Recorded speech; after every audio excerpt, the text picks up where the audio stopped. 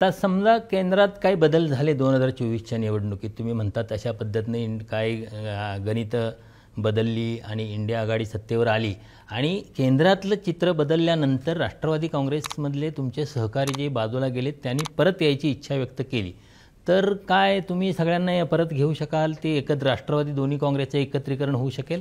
दोन्ही काँग्रेस एकत्रीकरणाचा विचार आमच्या अनेकांच्या मनात आहे, काँग्रेसच्या अनेक नेत्यांच्या. म्हणजे आता बाहेर जे गेले, भाजपवर गेले, त्या सगळ्यांच्या संदर्भात त्यांनी तयारी दाखवली तर त्यांचा स्वीकार करणं मला शक्य होणार नाही.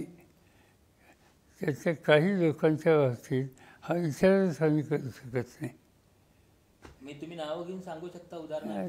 कशाला नावं घ्यायची? त्यांनाही माहिती आहे, मलाही माहिती.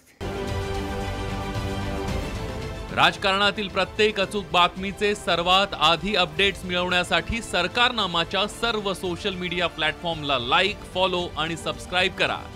तसंच सर्व नोटिफिकेशनसाठी बेल आयकॉन प्रेस करायला विसरू नका.